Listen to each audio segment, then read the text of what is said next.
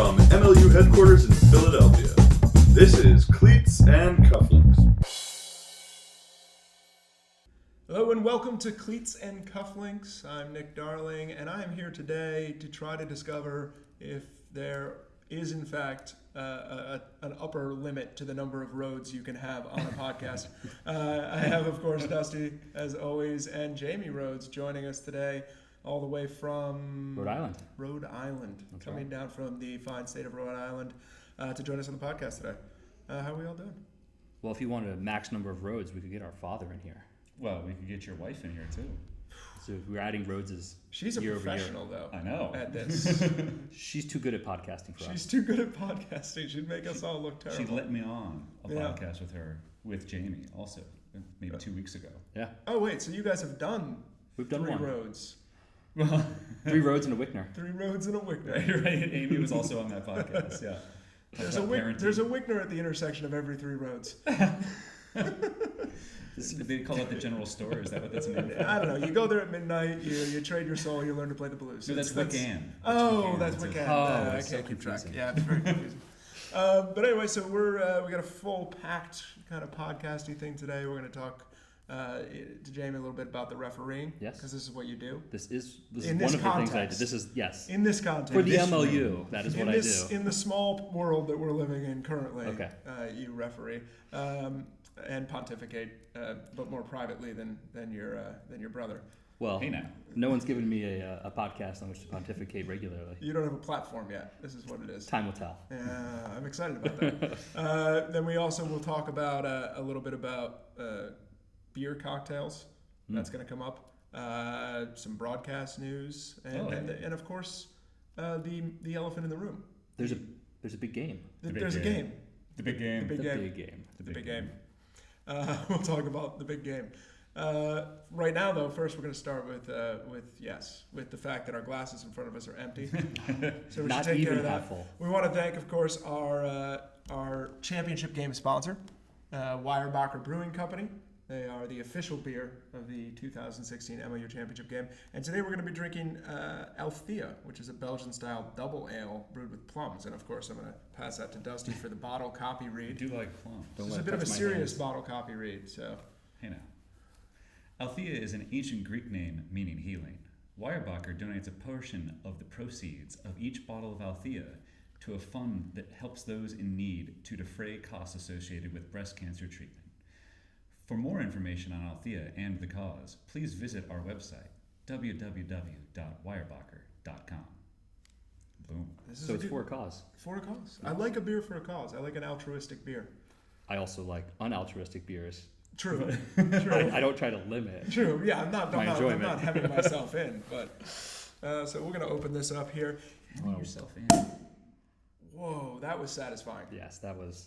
All right, so I feel better already. yeah, Is caged hemming in yourself court. in a reference to a bad tailor? What is the...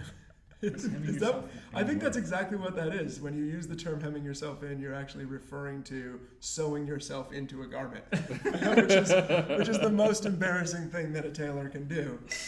So, Hey, wait, I'm stuck. That's not even easy to do. can you imagine having to rescue somebody from a 3-piece suit? That's hemming yourself in. Isn't just a good pair of scissors away? A good pair of scissors would get you out, but if you've hemmed yourself in completely enough, I'm assuming it's not going to work that well. It works. It's worse with double stitching than it is with single stitching.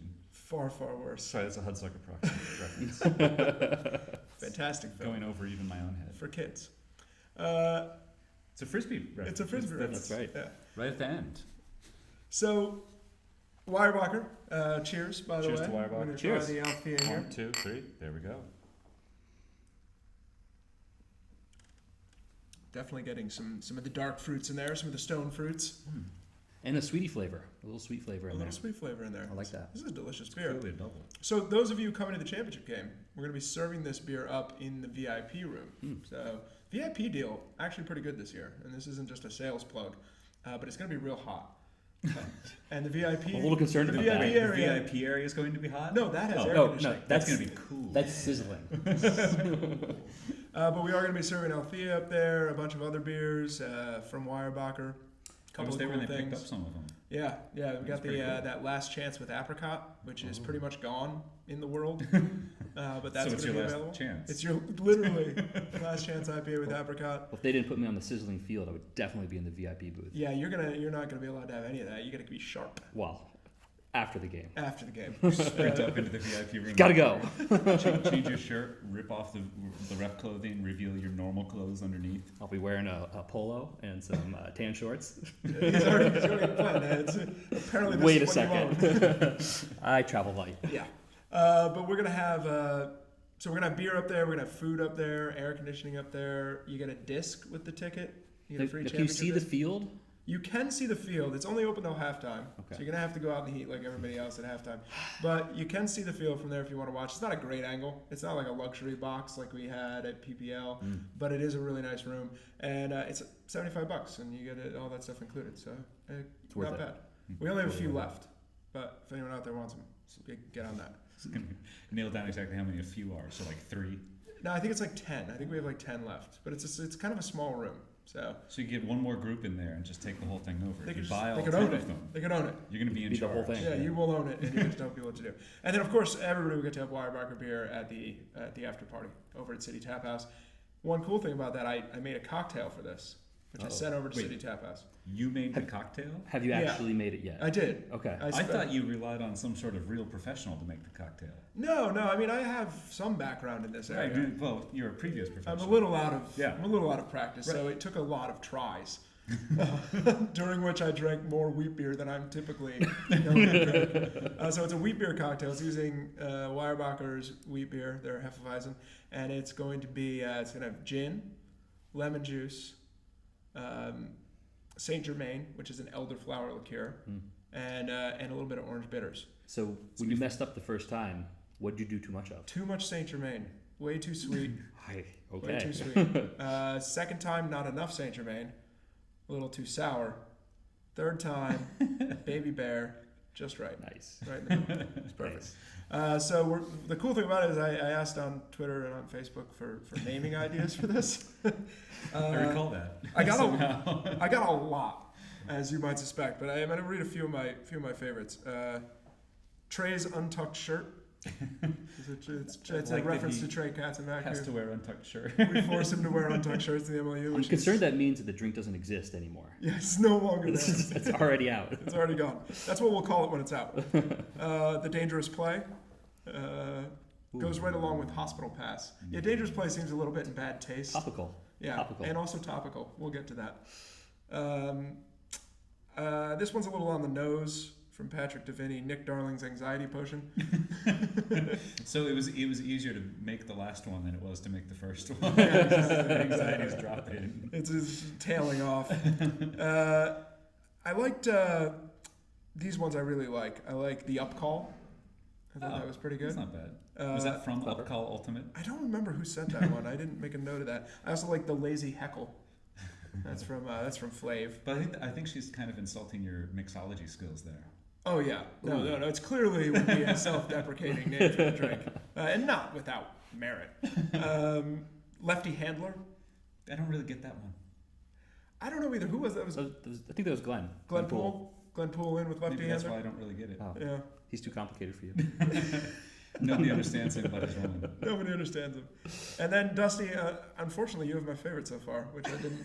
That's unfortunate. Just kind of ruins That's an everything. insider game. You know, he's not allowed to participate in these contests. But I like that. Huck and Hope. Huck and Hope. Because this drink includes many ingredients of which you are not fond. There are 5 ingredients, correct? There are 5 3 ingredients. of them I would never willingly drink. Which means if you bring them all together, it must be better than the individual If you parts. gave me orange bitters and elderflower liqueur, I'd be all right. You could probably do something with that. The other 3, I The other don't 3 know not what your the thing. point is. Not your thing. That's fair. That's fair. Well, Huck and Hope is what we have now. If anyone has any other ideas, send them to me at Nick Darling. We'll try to incorporate them. I'm saving it for the last minute. It's going to be a last minute decision. If you're sending them to me, I will pass them on to Nick as my own second and third entries into the contest. Just rigging the system. Well, I've been trying to get into this throw a disc golf thing into the basket. Yeah, I can't get into The that. $10,000 toss. Well, It's no good. It's coming. It's coming.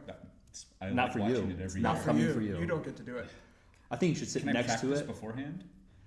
set the standard for everyone else who Yeah. walks up. Well, we have to make sure it works. Right. So yeah, we'll definitely. You have to make sure the money actually comes when you. Yeah, we'll hit the Yeah. chains and we'll assume a giant check will Okay. materialize. Well, But yeah, we are. It's a circus check. I'll It's only all right. use an Innova discs. Well, that's the rule. Those are my disc golf discs. The same here. Yeah, I have a couple others, but I don't like them as much. I use a lot of innovative. Yep, I got one judge, but that's a different thing. That's a different thing entirely. But yeah, we are doing that. So people who are coming out to the game, you sign up, you get a little ticket, and then we do a drawing. If we draw your name, come down at halftime, 50-yard throw with a disc golf disc provided by Innova, which you get to keep. Well, I had Okay, one so you get to question walk about away it. with So something. you're at least walking away You're with walking the away disc. with a 50-yard prize. throw is not easy. You can use a pulsar in disc golf competition. Would you allow someone to use that also? I think it's way harder to get it to I would stay in have the to. So basket. for people who don't know how this is done, it's an insurance thing. Right? You'd have to check with the So insurance. I'd have to check with the insurance You company can put the money up yourself. if that was allowed. I'm not putting $10,000 up. I'm putting some money up. It's not cheap, Right. but it's not It's not $10,000. the whole- But anyway, if somebody makes it, we give them $10,000. You have to pay the taxes. I'm rooting for success Oh, so am I every time. every time. Every time. It's like those half-court shots in basketball. Exactly what I was Yeah. thinking. I want them to And I win. can tell you from the perspective of the people putting up that money, I've paid the money. Right. I don't get You that don't back. get that back. No, so I want the insurance company I to want pay the out insurance company to pay every that out time. every time. Absolutely. You didn't hear that, insurance company. But we'll document it. It'll be a cool thing. So Regular listeners. we're gonna watch that. But let's get into some meat. We have meat too. Yeah, I wish Not we just had meat. beer? You know, I was listening to Men in Blazers the other day. They had a meat sponsor. I know. Cured meats. Yes. Seriously, any cured meat providers out there who want to get on board with this Cleats and On the Cufflinks? MLU Sausages train. would help. Sausages would really be a great touch. Yeah. Really fill out the agenda. Since we're probably not going to get pies. Since it's taken us like 15 minutes to actually get to any content here already. So which sort of meat would you like to start with? I'm thinking we talk a little bit to Jamie while we have him, since we've basically talked around him quite a bit so Literally far. around here. Yeah. My neck is getting a little bit of a workout little on bit this one. Hey little bit guys, back how's it and going? Luckily Nick talks more, so. Yeah, dude, he says more dense and meaningful things, and I just say a lot of things. So this is my looking side. This is my pondering side. That's exactly right. You want to tilt the head with the. Oh yeah, I get the hand on this. Yeah. Mine's just Phil. Well, we all need some fill. I'm the nougat. He's the peanuts, I I'm guess. all killer. But yeah, so why don't you give us, give the folks out there a little bit of your background with the MLU? I think that might be a good place to start. Well, let's just say, okay, so first year professional ultimate started, and I'll say the words with the AUDL. Back in the AUDL days for us, because I was involved with the spinners then. Yeah. A little bit. Yeah. And there was one of the teams that they had was the Rhode Island Rampage, which, by the way, if anybody out there has a Rhode Island Rampage shirts, as far as I can tell in the pro leagues, winner. That is the best jersey because it is orange with a huge rhinoceros on it. Oh, I remember that think- jersey. I want to Why? say Terry Roth has one. It's And possible. I'm pretty sure Chip Cobb still has one. We still use his Rhode Island Rampage discs. At, That's quality. At John Doe practices. That's fantastic. Well, they were looking for refs, and I go, I'm not really playing anymore at that time. That was early in my retirement. I'm post-retirement now. I'm back to playing, but it was early in my retirement, and I said, I like reffing sports. I've been a soccer referee. I'm a volleyball umpire. I was like, let's go see what this is. I've always wanted to have a whistle out there on the field. Yeah. There's a lot of people still playing that I know, and I have some words to say to them. If only I was in a position of authority. I have to some say them. adjudication to take care of. Yeah. And they were looking to give whistles to anybody.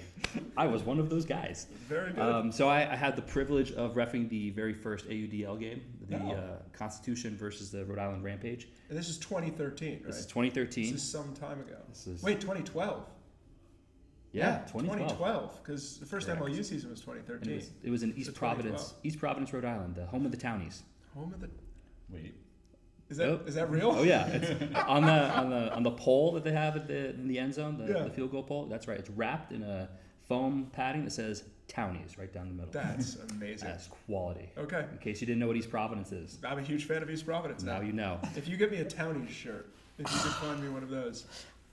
I'll see what I can do. Yeah. I'll work on it for you. All So I've been reffing since then. After the Rampage left Rhode Island, because it turns out Rhode Island's not a big enough market to support an AUDL franchise. Who would have guessed? Who would have thought? The Whitecaps started up, and I was all in from the first year. Last year, I had the privilege of being the head ref. Yep. That was fun. A bit of work, wasn't it? Oh my gosh, I didn't realize how let's much. talk about that a little bit. You were Okay, we can head talk about that. referee for the MLU. Yeah. That just sounds, I think to the casual observer, like, okay, you are What are you gonna do?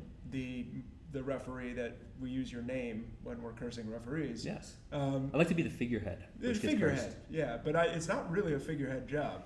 No, by we I mean Ian McClellan and I. Last year's the director of competition, I think his official title. He was in charge of the competition. We traveled to all the different cities. We hosted ref clinics in each one, which was a fair amount of book learning, test taking, as well as in conference room discussions of what does it mean to be a ref, what's our strategy around being refs, what's our theory behind it, what's our practice, going through lots of game film, pulling things out, particular moments and scenarios that are important for us to know so that all of our refs get to be on the same page for the most part, and that's just the preseason.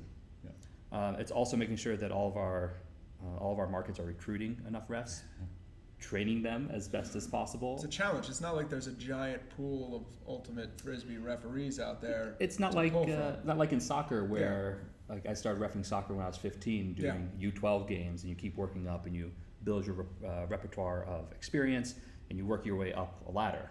We were building it from nothing. Yeah. And what does it mean to be a referee in this sport, which is a much deeper question that I have opinions on but no answers to. And then during the season, There are a lot of opinions on that. Yeah. Oh, I would love to hear more, please. I don't think I the don't know if we have that internet. much time today. We'll see. We'll think I haven't about it. seen any on the internet recently. No one ever talks no about one. it. There's nothing out there. And then during the season, it's lots of game film. Lots of game film. Watching every That I'm familiar with. watching every game, looking at each play, providing constant feedback to each crew. You missed a call here. We got the procedure wrong there. You should have made the call first as opposed to running in. You should have made that call quicker. You didn't tell anybody what call you just made. That's problemsome. That's a pretty important one. Yeah, that's it's good for the viewers at home. It's gotten a lot better. I feel like that. The signaling has gotten a lot better. I think. Or Practice. maybe I just know what the signals are now. Well, maybe we're getting a more educated, or should I say experienced audience That could be it too. to know what they're looking for. It's a couple things, and we've also talked with individual refs and individual ref crews saying, hey, can you make this a little more demonstrative? Can you put it out in the center of the field? Can you make the timeout signals a little clearer so that, from the broadcast perspective, it's easier for us to say, and Philadelphia just called the timeout, Right. rather than saying, and we think a timeout has been called by one of the teams. Somebody has done something. Right. I mean, Everybody on the field knows what it So is. a lot of what the refs do, from my perspective, is communicate what the game state is, like what is happening right now, so that I can talk to viewers who either know Ultimate or don't know Ultimate and explain what's happening and sort of bring them into the initiated group, so to speak. and it's a show, right? Yeah. The sports, it's an entertainment product, to put it in a really like artificial and markety term, right? But it's a show, and the refs are part of that show in the same way that every other piece of it is. I think about like baseball umpires. Like, there's a lot of difference between calling the first strike and the third strike in terms of the demonstrative nature. You of know it. they have camps for I know. and- baseball umpires, and they teach you to find your own particular third Yes. strike call. This is It's what I'm inherent in the umpire themselves. They've got to find their out call. So Oh, that is just a like brilliant way to like think a about stall it. call. Oh yeah. Yes. Well, one of the clips that we often show for new referees coming in, Wait, it's not Joey Crawford running up the sideline, it's got to be Joey given Crawford. the block signal. Have you seen any refs come in and throw that pick signal the same way? I take credit for that. It's beautiful. Beautiful. Because We should post that piece of film. I'm gonna find that. Joey Crawford Yeah, clip? we'll Oh post my. that. We'll put that up on the It's not like up a on the interwebs. for people to 40-yard look at. run, just hitting his hips with his hands. It's Just in case. It's a bit much. well, the way I try to describe it is that a referee has three audiences, and you have to think of them. You have to think about how you communicate to each one of them clearly. And your first audience are the players around you. How do you tell them what happened? And there's two ways to do that. First, the whistle. And for the most part, the stands can't hear the whistles. People watching at home can't hear the whistles. You at least You might can't be able to see it. assume that they can. Right. Right. They might be able to, but making that assumption is a mistake. So the whistle is the first thing. You're telling the players things have to stop right now. And then the second thing that you have to communicate is why did things stop? And that's got to be for everyone within hearing distance, and it's verbal. The first call is almost always verbal. I am telling the players what just happened. They don't want hand signals. There's a better way to communicate with them than hand signals. I can talk. I have a voice. It works. And then the third is the audience, and that's the audience both in the stands and as well as at, watching online, watching on TV. And that's the hand signals, is that we have to be communicating to them. And so when I think of that, it's the broadcast, it's Dusty in the booth, it's the folks at home. How do I communicate to them? And so it's a whistle, it's a call verbally, and then it's a call with the signal. So in a lot of ways, it's like a conduit of information. It's like it's like a game of telephone almost. You want to make sure that it gets from point A to point B to point C. This is one of the things when we did the Boston Area Women's All-Star Game, is that a number of the players, when they made calls or the play was coming back in, they'd hold up the number of fingers for the stall, but not everyone did. Right. And so it's this thing of, like, we're dealing, like, they are, a lot of them were from Brute Squad, who is the 2015 national champions. So they would be the best players and best refs, or best officials, best self-officiating, ideally, but they're not really considering what it is to be an official for 3 different audiences. They're worried about communicating to the players and potentially to observers in those scenarios. But the idea of having that unbroken line of communication out from the game is something that I don't think that we're trained to do when we self-officiate. And this year I feel we've done better, and I'll speak with Boston specifically, since that's where a little more focused my home market. That when the camera crews are up, I've spent time before each game going to talk to the camera guys. Where do you want me to be? Where do you want this information to get to you? How do we get it on camera? Once again, you brought up the men in Blazers. Yeah. They were talking about the referee for the Portugal. Oh, the Portugal. that was a great piece when they were talking about it, because he what's his name? I will not come up with his name right here, but he was a Premier League ref, Yep. and it's almost like he knows how long it takes for the cameras to get onto him, and he Right. wants all of the attention on him. So he'll hold his call until the camera has a chance to find him, and then make his call. Which I just kind of love. It's beautiful. It's beautiful for those referees out there who really have some attention issues. Yeah. I have issues with attention, as in all I want is attention. I need it. I need to I have it. thrive off of this. And I think that's in the referee personality. I've always thought that that there's a little bit of like that, like on stage kind of personality. But I think that's important because, again, like we said, you're performing in a way for multiple audiences in multiple directions. You got to be comfortable with doing that. Yeah. So, you brought up something earlier. So a lot of the head referee's job is this tape review thing too. Yes. You got to look at the games. You got to watch them all. So, like, where do you rank having all the games in the importance level of what the league does to help referees do their job? It's a benefit and a curse. It's a benefit and a curse. It's a benefit because the only way for me to know, like when I was head ref, the only way I'd know what the San Francisco crew was doing is by watching them on film. Didn't make many trips out there to watch any games. 0 trips out there to watch any games. A total of 0. Total of 0. We went out there to teach some, but Yeah, not to actually watch the games. So the only way we're able to get consistency or to build towards consistency, I think we still have a distance to go for Sure. consistency between cities and between crews. But the only way to get there is through film. Is that we have to be able to watch each other. The curse of it is all of our failings are caught on film. And every time that we are not representing the profession of a ultimate referee well, someone is going to find it, and the internet has something to say about it loudly. Loudly. I think he's including me in that internet. Internet. Yes, In that broad term, internet. But you only said it loudly privately. Well, that's not entirely true. No, You must not be a frequent reader. it's not. It's not true at all. I like to hang a couple refs out to dry here and there because some of the missed calls, they make me palpably angry when I'm in the booth. And when I'm on broadcast, it's like you can say something about it a little bit, but you don't really want to just tear into somebody. But if you you can highlight it there, and then you can write about it a little more at length and bring in some more thought to it. Then you can be a little harsher because you can put it in context as opposed to just being like, that ref blew the call. Well, that referee blew the call is like constant refrain in sports because Right, but you can't not blow the call. It's like It's you can't make all very your free hard. throws. Nope. Yeah. You're like you can't. not many players can complete all of their passes during an MLU season, and those who do We've got tend stats to be, on that. tend to be under 30 passes. So Referees have to make a you lot miss more calls than that. Yeah. And that's the thing about any form of refereeing. Yeah. Whether it's all the players are being referees, or there's observers being referees, or there's referees being referees, they're Calls are all going to fallible get missed. humans. Yeah. And they're going to make mistakes for one reason or another in every one of those circumstances. That's the consistent part of any system. And I've always felt that we've had two primary jobs on the field. So one is that we need to make sure the game happens, it works, and it gets done. Timing gets right, that the pulls are off in time, that we're not wasting too much time, and that we're getting through the quarters, and that... Dusty's giving a big I thumbs up. can see this. I can see it right Get here. the pulls off. Get the on pulls time. off on time. We make the game move. Yes. And that is one of our core functions. And hopefully we are perfect. We should be perfect on making the game move and getting the timing right. I love that. We're not. Dusty has so many 100%. pet peeves. He's like a know. cat lady of pet peeves.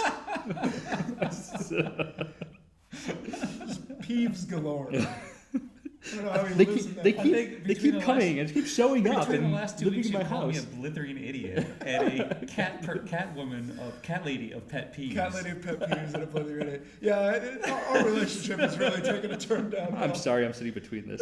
Well, there's somebody else sitting between us last week. Is there a spat going on here? It's a Just high a little sniping here. and Yeah, there. just a little It's bit. been a long season.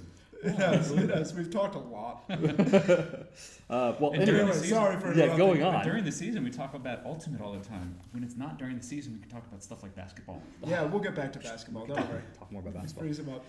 And our second job is actually applying the rules. Yeah. And that's the one where, well, there's a question in what's the way to apply rules and how do you do it? And that's a whole different conversation.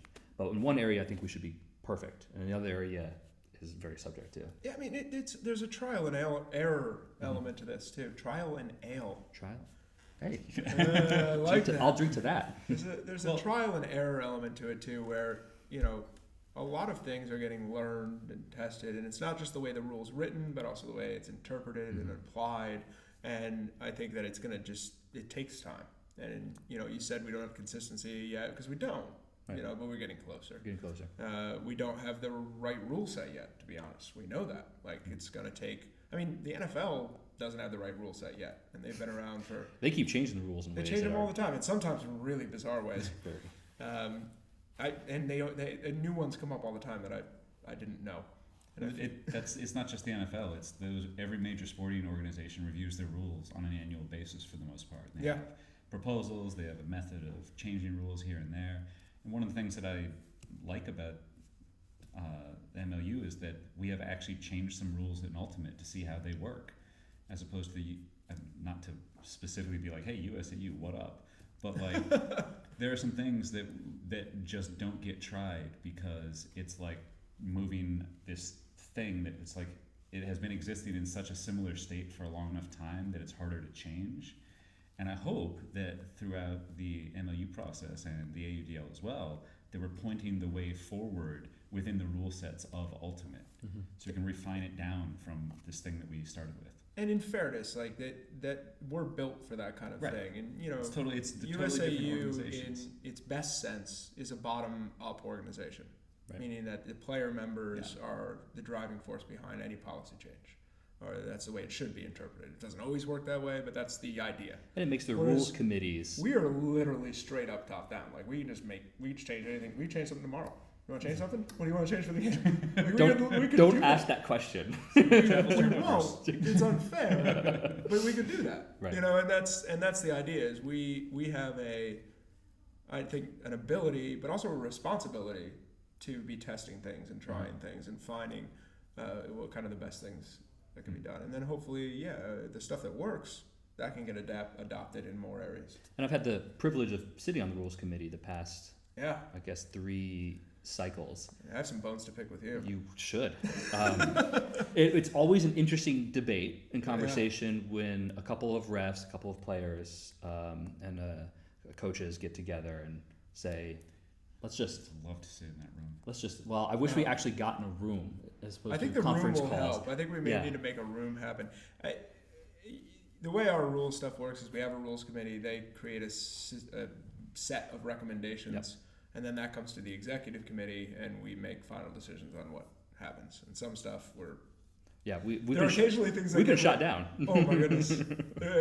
We could go there. We That's a won't whole get into pod the on its details, own. but there's a couple of them that I've literally just laughed at and crossed out. You mean like pulling from midfield? Is that one of the? That's my favorite. I'll say Again. that one didn't come from the rules committee. I've come No, back that to one terms on came one. from us. I think it's worked out pretty well. Yes, I've been pretty happy with it. if you had brought that to me in a rules committee, my first reaction would have been to laugh. Yeah, And then walk back, which is kind of what my actual first reaction was during a game that I was calling, Yeah. where It suddenly they happened. were pulling from midfield. I was like, Why are they what is doing this?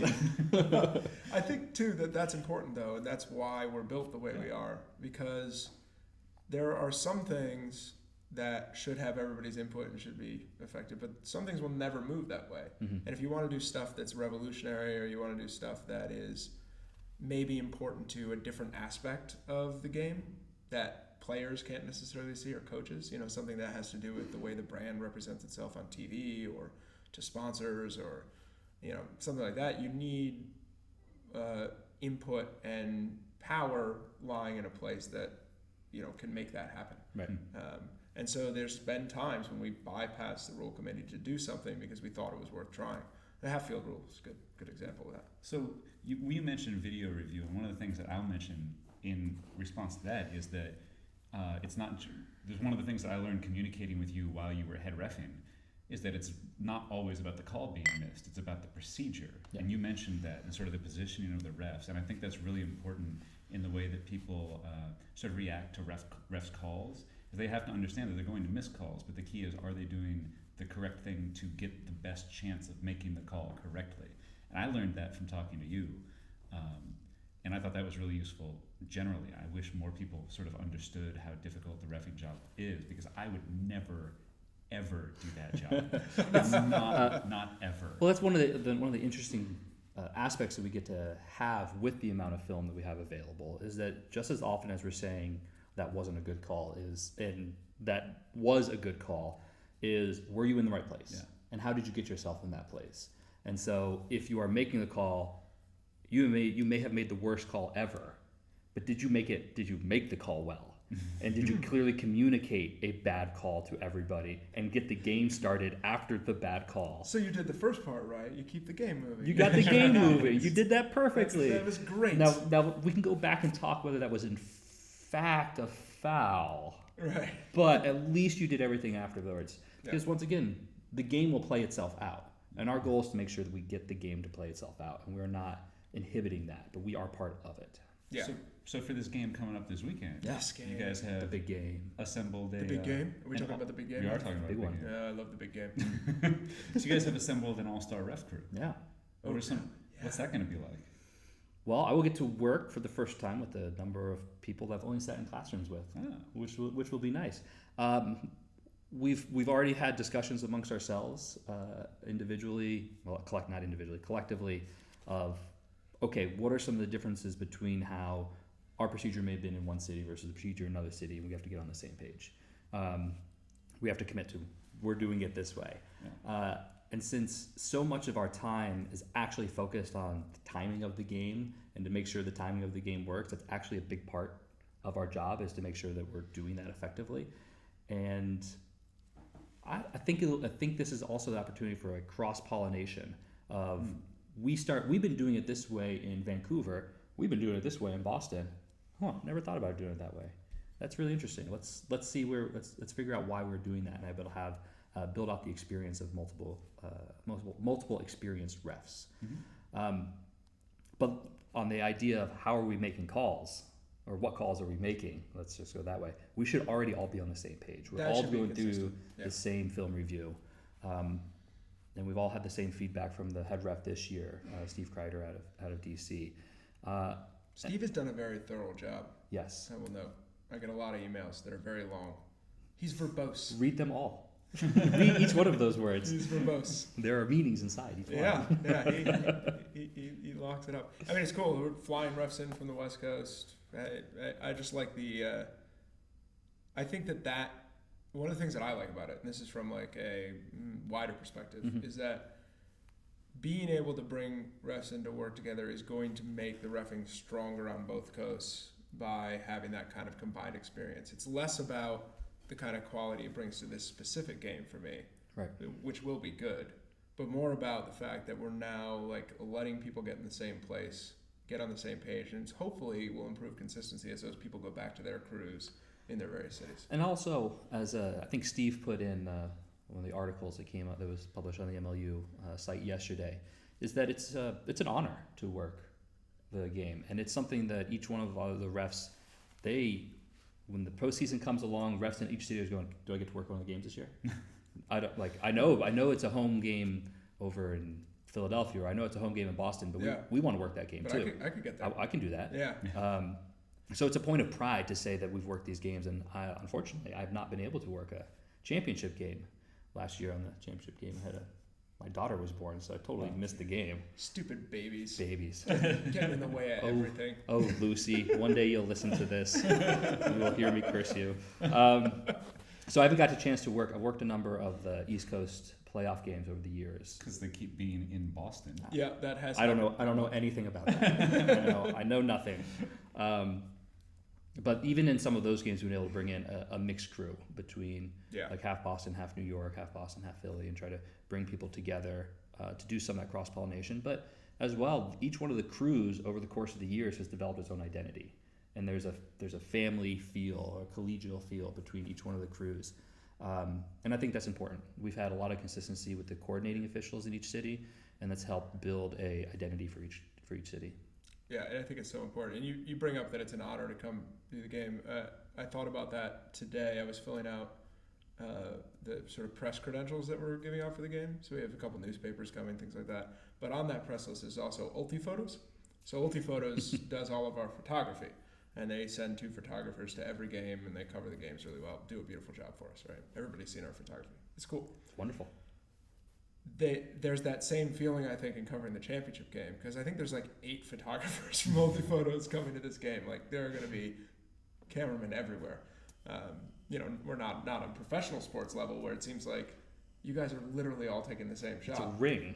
Yeah. Phalanx around the... Yeah, but still, for us, a lot of cameras out on the field. So excited to see how that works out. Also, and speaking of cameras, Yes. James Kalinsky, one of the refs for the game, also a former head referee. That's right. We're strapping a GoPro to his head. Oh no. What? Ref cam. Will it be live?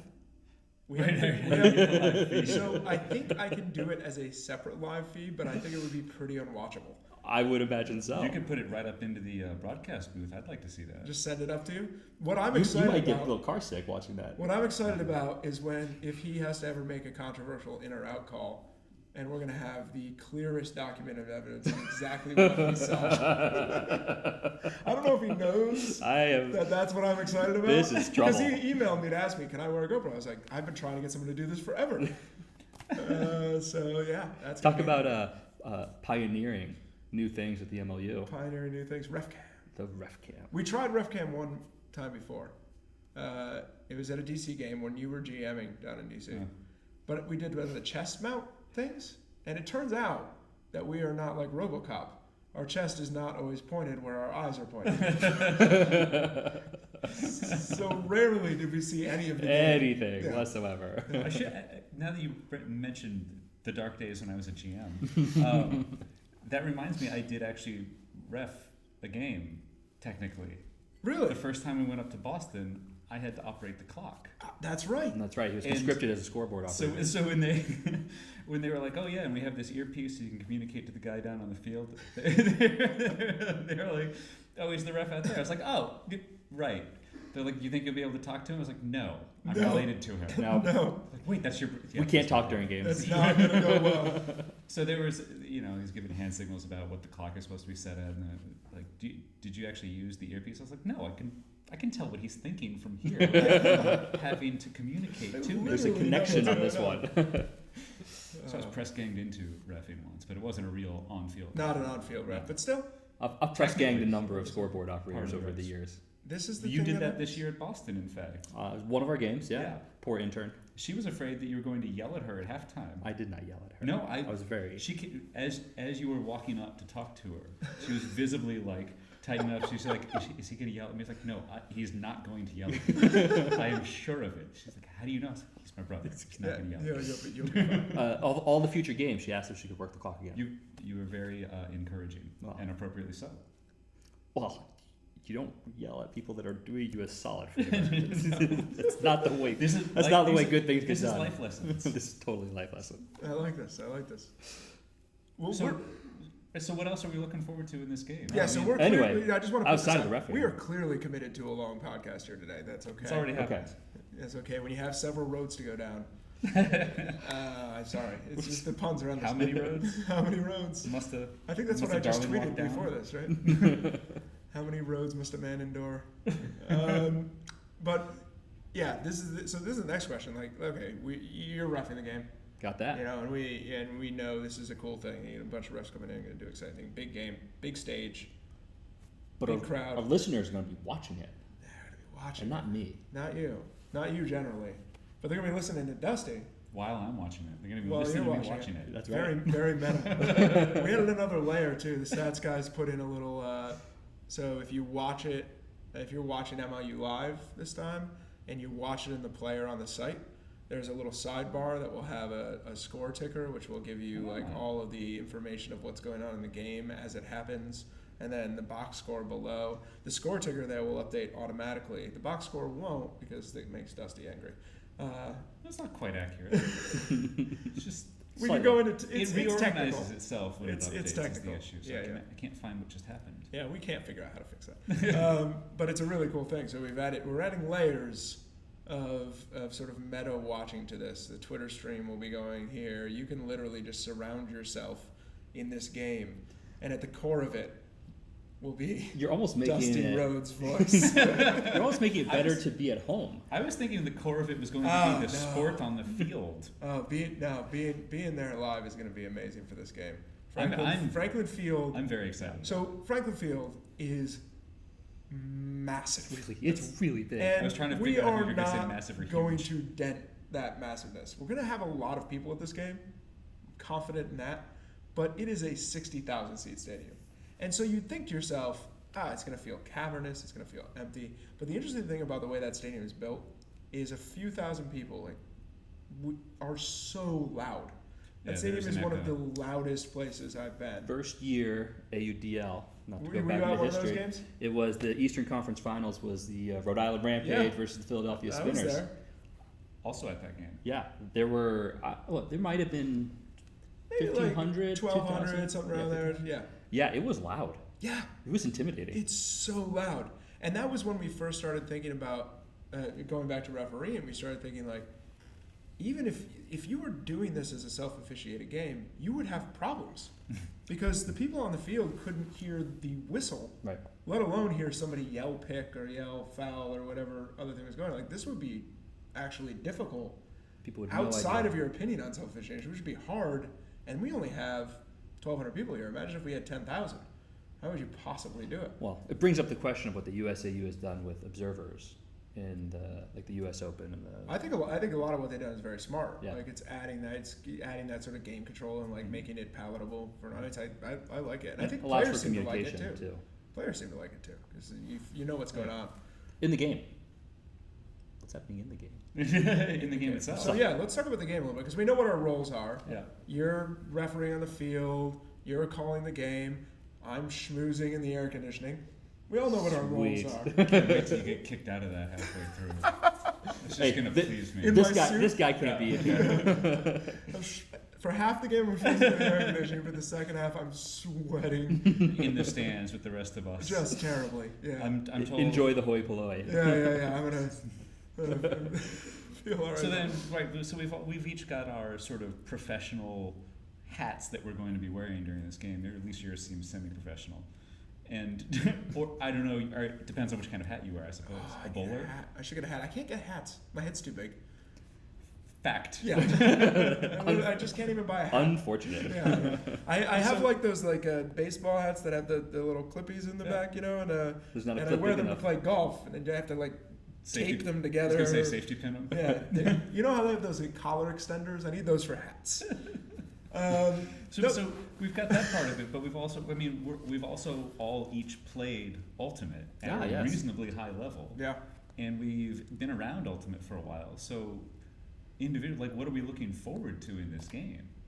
I gotta tell you this. So I hadn't given that as much thought maybe as I should have because... Or possibly as it's my job to. Yeah, and because I'm so buried in how do I get people to this game. By the way, I came into the office today and the amount of movement and motion and people talking about making sure they get stuff done, it's off the charts right now. It's an unbelievable amount of stuff. Yeah. It's an unbelievable amount of stuff to get done. And there's also an unbelievable amount of stuff. Yeah. Here. Yeah. There's a lot of stuff out there. There's a lot of stuff that's got to get from here to the stadium. There's a lot of people that need to get there. There's a lot of jobs. There's a lot of roles.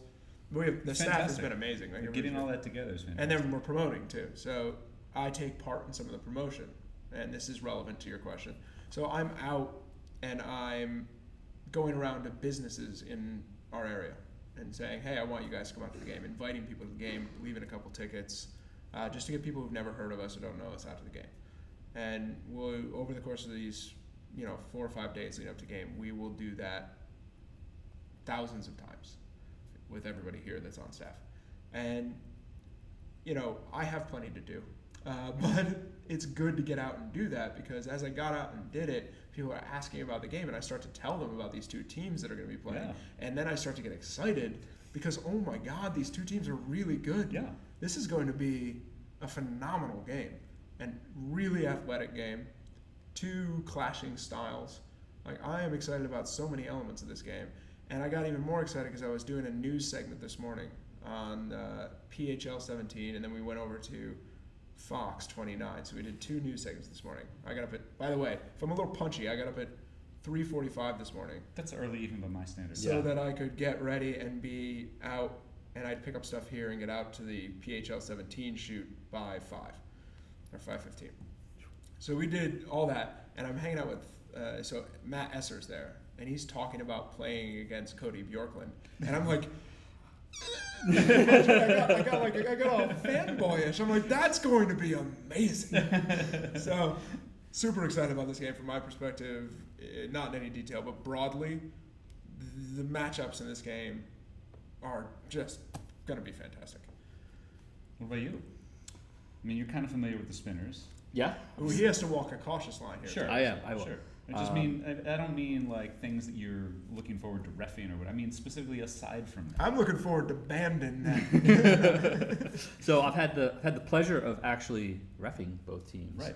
That's actually, I forgot about that. When Portland came up to Boston this year, that was a barn burner, if you will. What a game. And I also got to do the Spinners' only loss when they came up to Boston as well. So Boston has this home field thing going on. Once again, I don't know anything about it. I know nothing. I am a witness. You're just solely there. a witness. You're just there for it. Yeah. We are all witnesses. One of the enjoyable parts of the work that I do is that I do watch as head ref. I watched all the games this year. I've watched as many games as seems reasonable at this point, and so I've had a chance to see both teams play, and I walk a fine line because we do the film review, we think about the teams, we think about how we want to ref the teams, but I don't want to come into the game with any preconceived notions about what the players are in fact going to do. Particularly specifically, it would be I got you. So we come into the game unbiased. That being said, it's 2 teams playing at a high level, and that's exciting. One of the things that I've always enjoyed about this sport in particular is that when you get to that top level, like with the USAU, seeing teams play at nationals, at the MLU, seeing teams play in the finals, there's a drive to win, and there is a sense of competition and at the same time camaraderie. Yeah. That it's a shared experience between the teams, and that win or lose at the end, they all got better because of it, and that we're all better players because of it. And that's something I've always appreciated about the sport, and that I'm thankful to in fact share as a member of the on-team field. I was going to say that's one of the experiences that I miss a little bit sometimes when I'm up in the booth. Even if I'm in a stadium that's totally empty, I will go sit all the way at the top. Like one of the few things that I miss is being on the field and experiencing that actual physical exertion and that sprinting around, the sort of jostling for position and all of that goes into it. You get totally palpable feeling of wanting to win, and you're down in the thick of it, so to speak. And there's energy, there's excitement, and there's and the referees feel it too. We know we are just as much as a part of the game, and by that not necessarily to the outcome, but as the energy that's on the field is infectious. Yeah. And it makes us want to raise our game. As referees, we want to be the best referees on the field so that they can be the best players on the field. And I am excited for that atmosphere. I mean, it's one of the things that I try to do every game that I'm allowed to do. Is I try, at least for like a couple minutes, I will walk down to the sideline just to get that like on field craziness. There are some excellent clips of you on the sideline. I know why you're laughing. I was thinking about NFL owners on sidelines. No, if you go back and watch the Here Net chicken wing Those are very good. You and Jonathan McQueen are down on the sideline. John didn't even see the catch because he. I know, because he turned the other way, and you're like pointing. Your hands are going this way. You're going like this, and he's turning around, going like this, covering his head.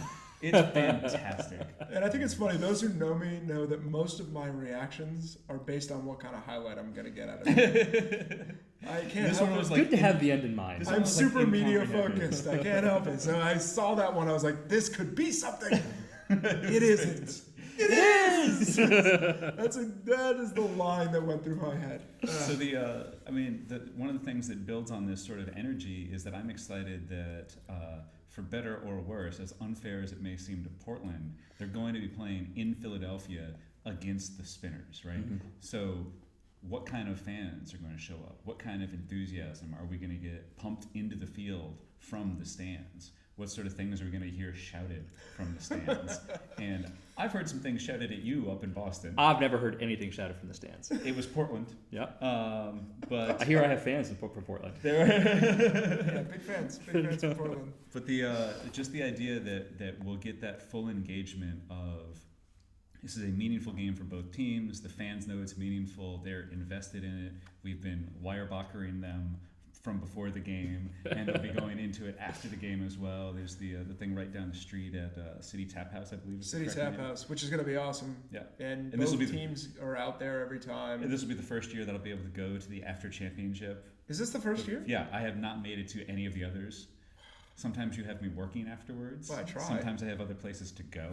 That seems unlikely. It's unbelievable. I know that anyone will be will there. walk me around. We'll be there.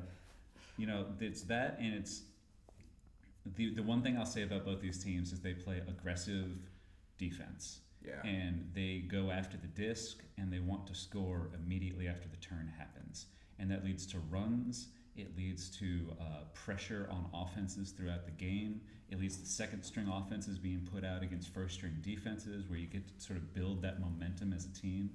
But both these teams have such belief. They're 9-1, 10-1 if you include the playoffs. They've only lost to Boston. This is where they belong being this year. Both of these teams, if you ask them, are you going to win on Saturday? They're going to say yes. It's destiny. Not just that we are the best team. It's building to this. Yeah, they've both built their way to it in such different paths. And if you watch, Greg, our production team, put together 2 great Road to the Championship videos. Makes me sound like I know about Frisbee. Yeah, and congratulations. Both very different paths, but both feel like they're culminating here. Both teams feel like they're hitting the point where they're supposed to win. It's a battle, which is going to be fantastic. And we're gonna have some fun tomorrow too. We're gonna have some stags in here. We might do some little podcast specials, Podlets. Aw, they sound so cute. Sounds kind of gross. Actually. I don't know why. Whoa.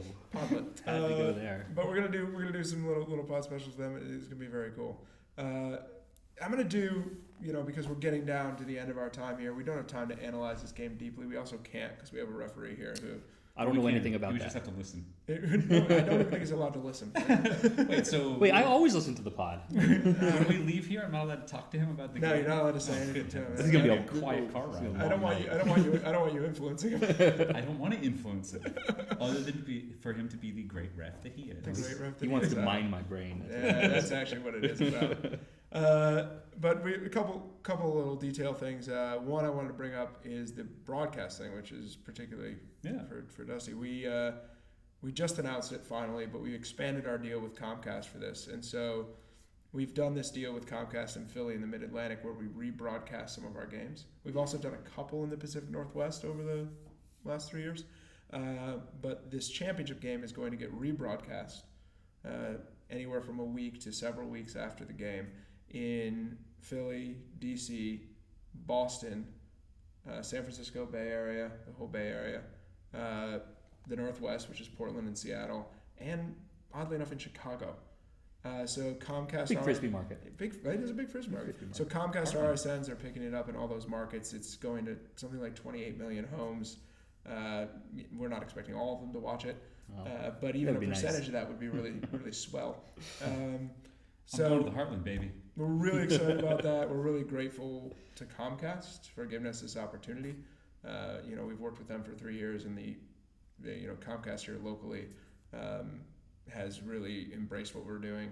We've been pulling ratings here for the last year and a half, and they said, "Yeah, you guys are ready." And so we're adding a couple cameras in the end zone for this game. I'm excited So about we have this two too. end zone cameras. Oh, that's nice. We had one end zone camera for the East Coast Championship game. That got It us was some really sweet Yeah. shots. Yeah. So we're gonna have a total of 5 cameras. Greg is gonna be able to pull all that into replay and roll-ins, and that has improved so much this year. We've been getting those cool replay packages. It's wild. Sometimes he is reacting to the words that I'm about to say. I haven't even said them yet, and the replay is coming up in front of me. I'm like, "Oh." You should get worried when Greg Fallon starts anticipating you. That's something to be concerned In about. my brain. That's a synergistic work. Production crew. But yeah, so Matt Gray's done a great job of putting together this package and a great job of working with Comcast. So we have this big reach in front of us. And that's something that we think we're going to be able to turn over in 2017 into a much more full distribution of our content to the cities and to people that may not have seen us before. Because TV is a great path to people that don't know us. And if you don't believe me, just search Ultimate on Twitter after these games air, and you will see both nice things and just horrible things said about us. And confused people. And super There are confused. people who are just Am I literally watching Frisbee on TV? What and then happened? so there are a couple people who will be like, "Am I literally watching Frisbee on TV?" Then 5 minutes later, yes.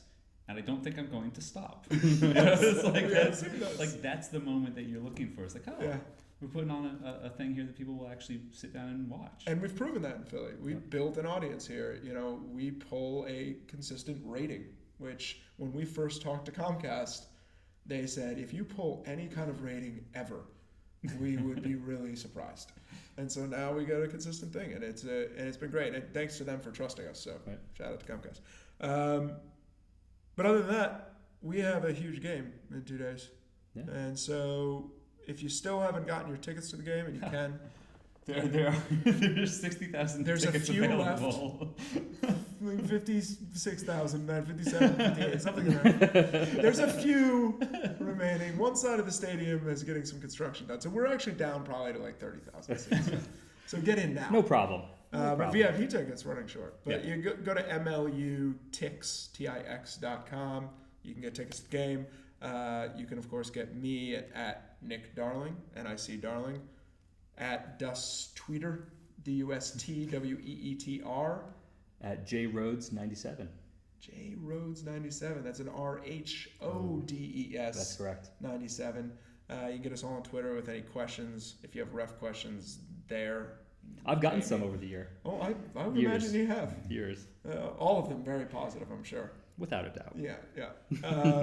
And then, of course, you can get all of us everywhere at Cleats Cufflinks. We are, hopefully, as I said, going to be back tomorrow, maybe with some more little tiny podcasts that we can post up really quick with some of the stags who are flying in the morning. And then big game Saturday. If you're not in Philly, watch MLU Live, MLUlive.com. Be surrounded by the information and the Build stats. the wall of information around you. Stats, video, replay, Twitter, somewhere. Dusty Rhodes. That's all we have for today. Anything to add, gentlemen? Yeah, I think we're out of here. You forgot a jersey. Oh, quick. Oh, see. This is why you stick around for after the credits. This is right. This is extra time. This is the post-credits, extra time. We forgot to talk about Dusty's shirt today, which is an excellent one. This is an extra sweet shirt. This is the Emmaus Ultimate Frisbee team, established 2000. I had nothing to do with any of that, except for the fact that I know the guy who founded it. He's sitting here to my right. Hey, that's me. So for once, I don't have to talk too much about this. Why don't you tell me a little bit about it? Well, yeah, as you can see, this was in the days before Frisbee moved past cotton shirts. Yeah, you're So like that's- cotton it's a shirt ringer? there, right? That's Actually got the ringers on the It's got the ringers on It's both got the sides. ringers. It's a ringer. This is for those listening.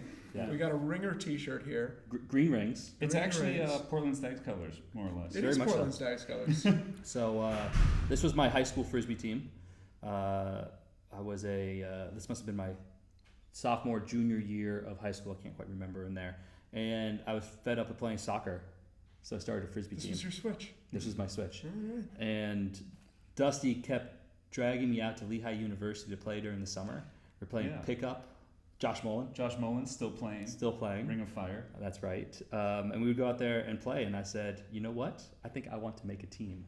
And so it doubled down as my replacement for soccer. And also my senior graduation project was creating a Frisbee team. Building a Frisbee team They let- as a graduation project. That was our capstone projects, are what they call it. And our first tournament ever, Edgeley.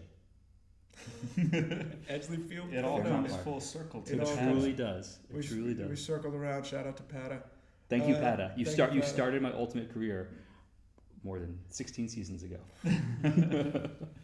All right. Well, get your Emmaus Ultimate shirt. Nowhere. Wherever. I think there are 4 or 5 of them still in existence. I'll have to go Wherever mine my high quality- school friends at my next reunion. And tune in for the championship game. We'll see awesome you there. having you here, Jamie. Thank you. Good luck on the field because that is Oh. going to be a thing, And it'll be hot. and it's going to be quite warm. I down look forward to there on seeing the everyone field. at the City Tap House afterwards. Yeah, the fans will have a little shade. You will not. Nope. They'll be throwing the shade at him. They're going to be. Ooh. And on that Well note, played. folks, thanks for joining us on Cleats and Cufflinks. We'll catch you here with maybe some podlets. If not, next week. See you then.